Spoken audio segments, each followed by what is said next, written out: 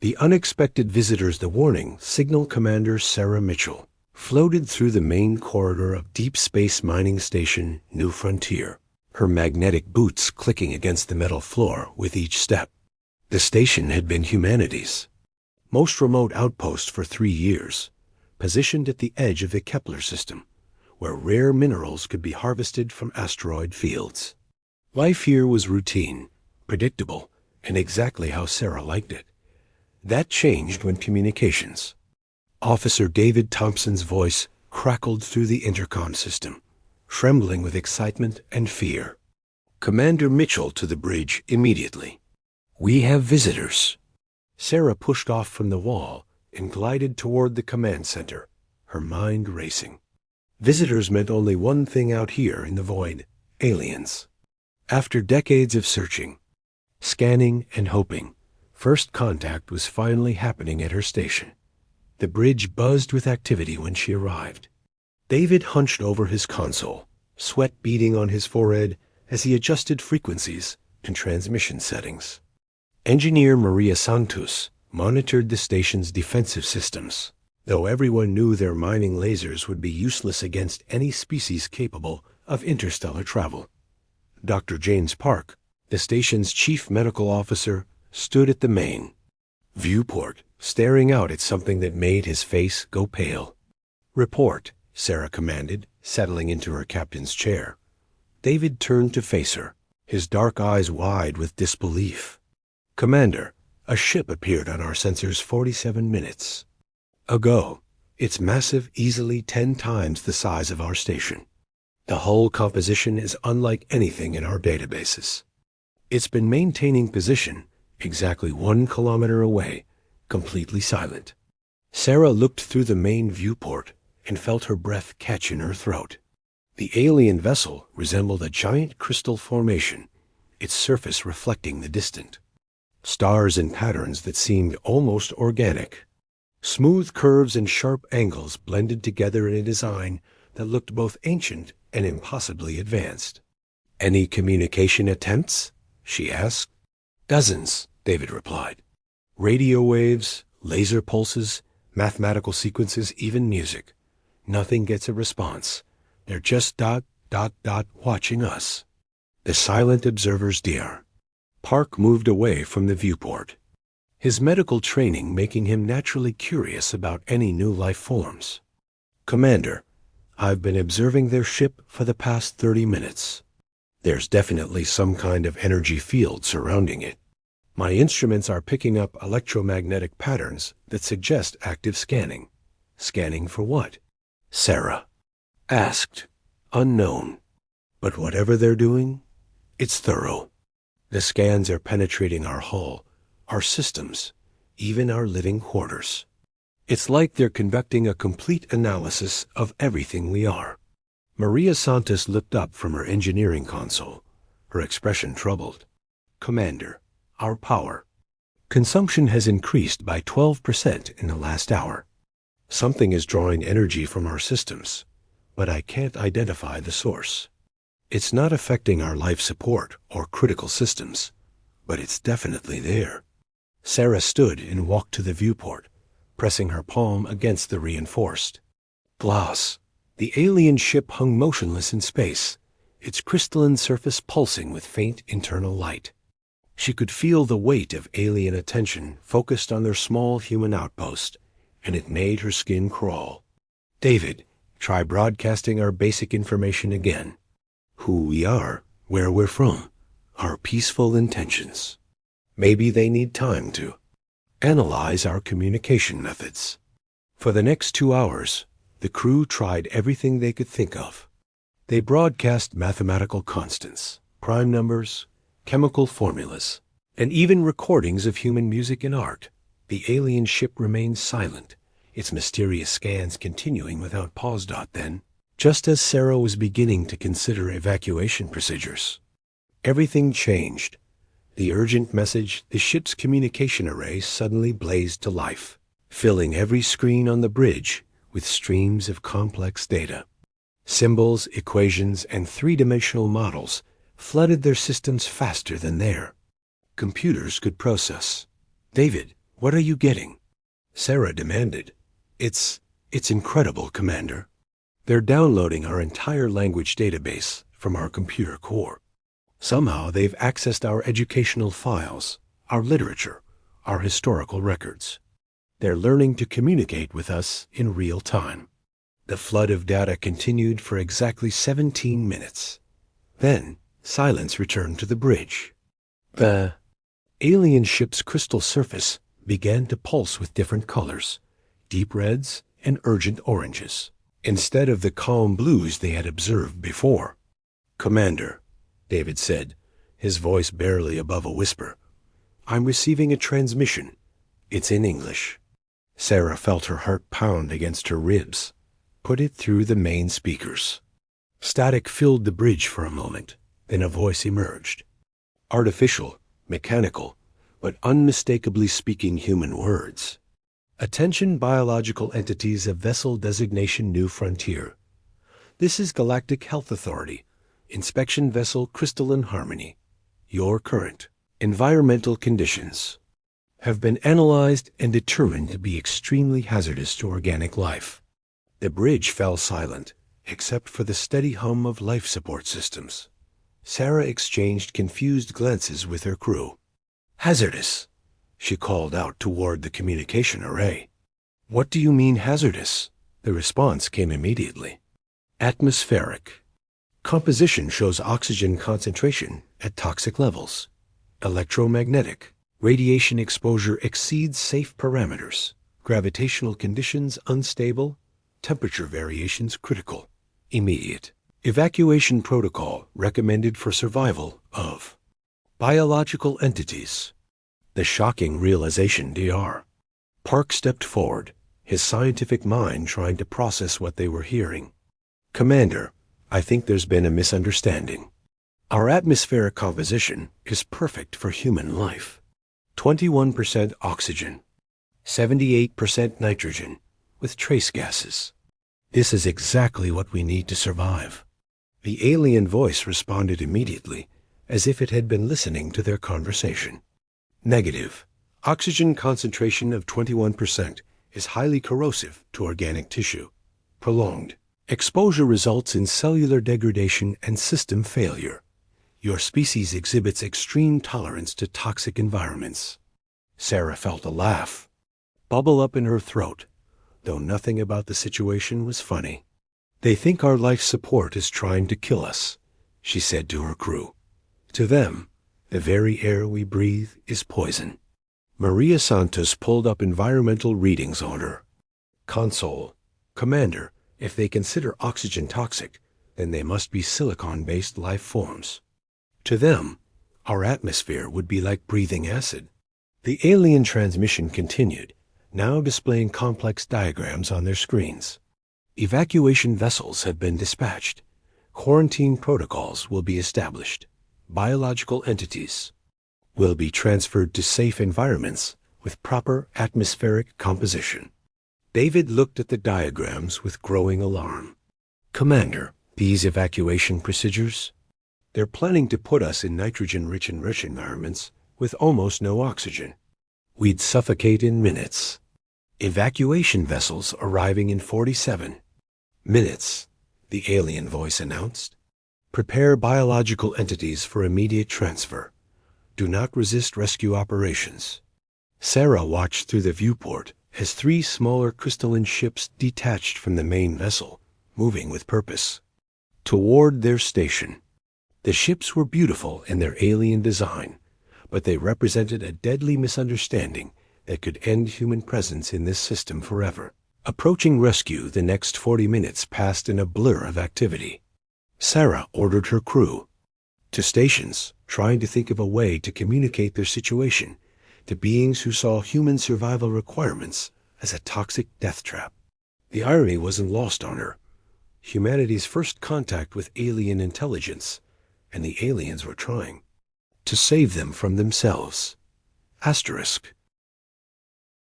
Dr. Park worked frantically at his medical console, running atmospheric simulations and biological models. Commander, I think I understand their perspective. If they're silicon-based, Oxygen would be incredibly reactive to their biochemistry.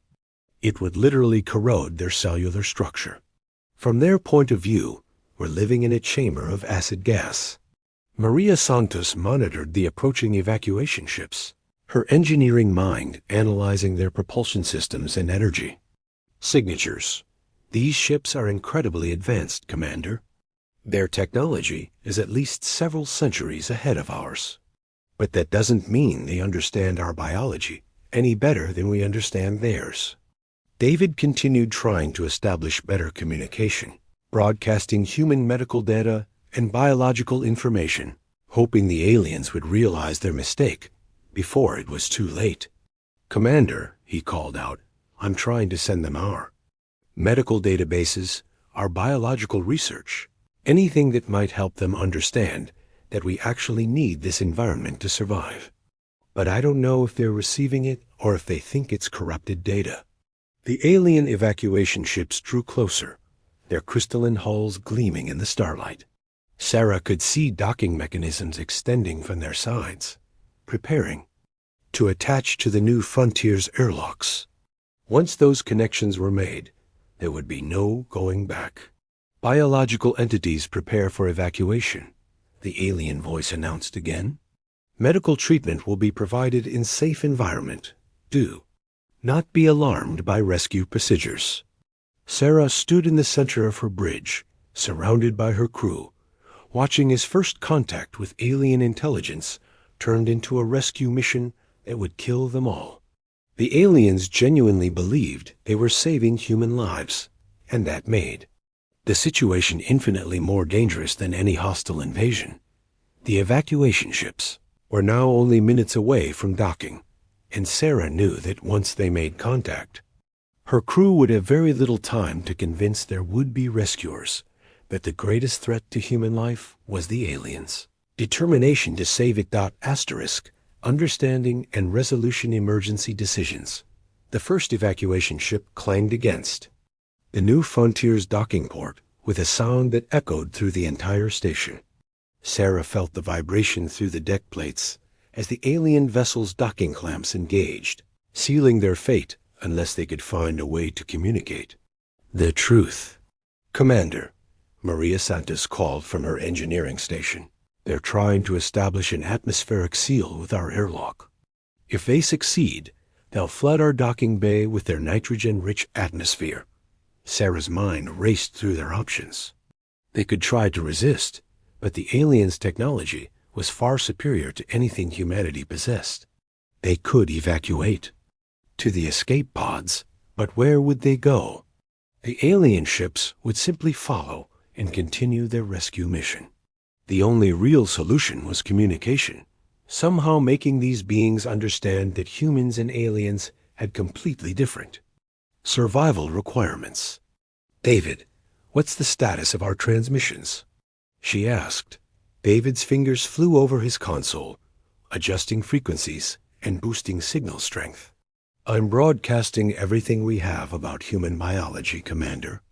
Medical texts, evolutionary studies, atmospheric requirements, even basic chemistry, showing how our cells process oxygen. But I'm not sure they believe it. The alien voice crackled through their speakers again. Biological entities show signs of contamination syndrome, elevated heart rates, increased respiration. Stress indicators confirm toxic exposure. Immediate extraction required. Dr. Park looked up from his medical readings with a mixture of frustration and amazement. Commander, they're interpreting our natural fear response as symptoms of oxygen poisoning. Our increased heart rates and breathing are making them think we're dying from atmospheric contamination. Then we need to show them we're not dying, Sarah said. We need to prove that this environment keeps us alive, not kills us. The scientific breakthrough. Dr. Park moved to the main communication console, his medical training driving him to find a solution. David, can you establish a direct visual link with their ship? If they can see us, maybe we can demonstrate that we're healthy in our current environment. Working on it, Doc, David replied, his hands dancing across holographic displays. I'm trying to patch into their visual sensors. Suddenly, the main view screen flickered to life, showing the interior of the alien ship. Sarah gasped at what she saw. The space was filled with beings that looked like living crystal formations, their bodies composed of what appeared to be silicon and metal compounds. They moved with fluid grace, their surfaces reflecting internal light in patterns that seemed to represent communication. One of the beings approached their visual pickup, and Sarah could see intricate details in its crystalline structure. When it spoke, its entire body resonated with harmonics that their translation system converted to English. Biological entities, can you perceive this communication? Your vital signs indicate severe distress. Medical intervention is required. Doctor. Park stepped forward, positioning himself in front of their visual pickup. We can see you and hear you perfectly. But we need you to understand, we are not in distress. Our biology is different from yours. What you consider toxic, we require. For survival. The alien being's crystalline surface pulsed with rapid color changes, and Sarah could hear harmonics that sounded like intense discussion among the crew. Impossible, came the response. Oxygen concentrations above 5% cause rapid cellular breakdown in all known organic life forms. Dr. Park smiled, seeing the opening he needed. That's because you've never encountered carbon-based life forms before. We evolved in an oxygen-rich environment. Our cells actually use oxygen to generate energy. Without it, we die within minutes. The demonstration Maria Santos had an idea. Commander, what if we show them our atmospheric recycling systems? If they can see how we generate and maintain our oxygen levels, they might understand it's intentional. Sarah nodded. Dr. Park, can you walk them through our life support systems? Show them how we produce and maintain our atmosphere? For the next hour, Dr. Park conducted an unprecedented biology lesson for their alien audience. He showed them the hydroponic gardens that produced oxygen, the atmospheric processors that maintained proper gas mixtures, and the medical monitors that tracked human health in real time. The alien beings observed everything with intense interest, their crystalline forms pulsing with colors that their translation system interpreted as curiosity and amazement. Fascinating. The lead alien finally responded. Your species has evolved to utilize corrosive atmospheric components for energy generation. This is unprecedented in Galactic Health Authority records. David leaned forward. Galactic Health Authority? Are you some kind of medical organization? Affirmative. The Galactic Health Authority monitors biological development across the galaxy. When we detected organic life forms existing in such extreme conditions, emergency protocols were activated. Sarah felt relief wash over her. So you're not invaders or conquerors. You're doctors making house calls. Medical professionals would be the correct translation, the alien confirmed. We have been observing your species for several rotations, concerned about your apparent tolerance for toxic environments. The cultural exchange. What followed was the most extraordinary conversation in human history. The alien beings, who called themselves the Resonance Collective, explained that they were silicon-based life forms who had evolved in methane-rich atmospheres. To them, oxygen was as dangerous as concentrated acid would be to humans. Your species demonstrates remarkable adaptation. The lead alien, who introduced itself as Harmonic Resonance 7, explained. Carbon-based life utilizing oxygen combustion for cellular energy is theoretically possible, but never before observed. Dr. Park found himself in the middle of the most important scientific exchange in human history. We'd love to learn about your biology as well. Silicon-based life forms were hypothetical in our science until today. The conversation continued for hours, with both species sharing information about their evolution, their technology, and their understanding of life in the universe.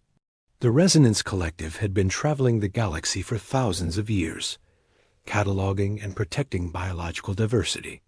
They had never encountered a species like humanity, one that thrived in conditions that would kill most other known life forms.